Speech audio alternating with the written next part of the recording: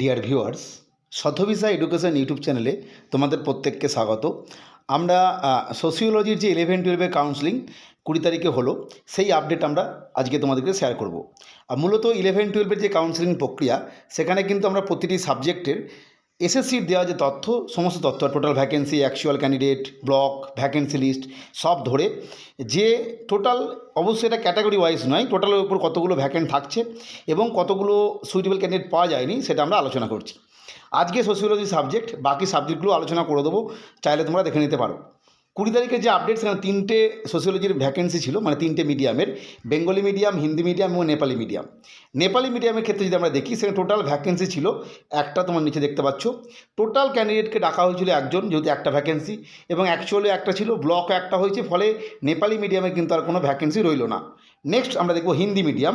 Hindi medium তো দেখতেই পাচ্ছ, ভ্যাকেন্সি ছিল 4টে, সেখানে অ্যাকচুয়ালি ডাকা হয়েছে 3 জনকে, 3টে সিরিয়াল নাম্বার পর্যন্ত, এবং টোটাল ক্যান্ডিডেট 3 জনই ছিল, অর্থাৎ কেউ মাল্টিপল ছিলেন না, এবং 3 জনই স্কুল চয়েস করেছেন। ফলে তোমরা যদি এখানে দেখো, এই ব্লক লিস্ট ব্লক করেছে 3 জন আর ক্যান্ডিডেট ছিলেন 3 জন, তার মানে ভ্যাকেন্সি 0।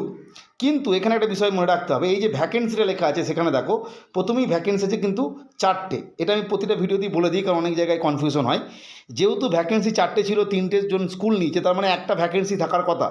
কিন্তু মনে রাখতে হবে, এইখানে আমি আগের মতোই বলবো যে ভ্যাকেন্সি 4টে থাকলেও টোটাল ক্যান্ডিডেট দেখেছে 3 জনকে, অর্থাৎ একজনকে সেই সময় সুইটেবল পাইনি কোনো নির্দিষ্ট ক্যাটাগরির জেন্ডার ধরে।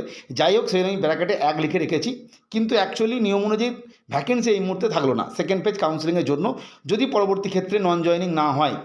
নেক্সট আমরা দেখব বেঙ্গলি মিডিয়াম, যেটাতে অনেকগুলো ক্যান্ডিডেট ছিলেন এবং যেটার জন্য সবাই অপেক্ষা করেন বেশিরভাগ ক্ষেত্রে।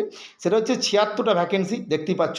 অ্যাকচুয়ালি 54 নম্বর সিরিয়াল পর্যন্ত রাখা হয়েছিল, এটাই মেন সিরিয়ালের লাস্ট সিরিয়াল, এবং সেখানে 16 জন মাল্টিপল ক্যাটাগরিতে ছিলেন, আর টোটাল ক্যান্ডিডেট হচ্ছে 70 জন। তাহলে তোমরা বুঝতেই পারছো, 16 জন মানে 16টা সিট একদম, মানে ভ্যাকেন্সি হতোই আর কি সেকেন্ড ফেজের জন্য।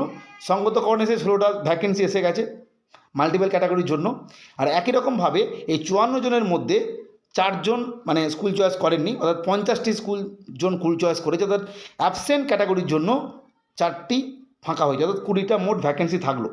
এখানেও আমি ব্র্যাকেটে 26 লিখে রেখেছি, তার কারণটা হচ্ছে যেহেতু টোটাল ভ্যাকেন্সি তোমরা দেখতে পাচ্ছ এখানে 76 এবং টোটাল স্কুল চয়েস হয়েছে 50, তার মানে তোমরা বুঝতে পারছো যে বিয়োগ করলে 26 হয়, কিন্তু আমি যদি 20 লিখে রেখেছি, সেজন্য 26টা লেখার কারণটা হচ্ছে এটাই। একই রকম এই যে দেখো, 70 জনকে ডেকেছিল প্রথমেই, অর্থাৎ 6 জন হয়তো নির্দিষ্ট কোনো ক্যাটাগরি, নির্দিষ্ট জেন্ডার ধরে সুইটেবল নেই, ফলে ডাকেনি। এই সিটগুলোর জন্যই কিন্তু সেই কনভার্ট বা ট্রান্সফারের জন্য যারা ওয়েটিং লিস্টে আছেন, তারা আর দাবি জানাচ্ছেন, আন্দোলন করছেন, সেটা আলাদা বিষয়। কিন্তু অ্যাকচুয়ালি ভ্যাকেন্সি থাকলো আর কি সেকেন্ড ফেজের জন্য। বেঙ্গলি মিডিয়ামের জন্য 20, হিন্দি মিডিয়ামের কিছু থাকলো না, এবং নেপালি মিডিয়ামের কিন্তু কিছু থাকলো না।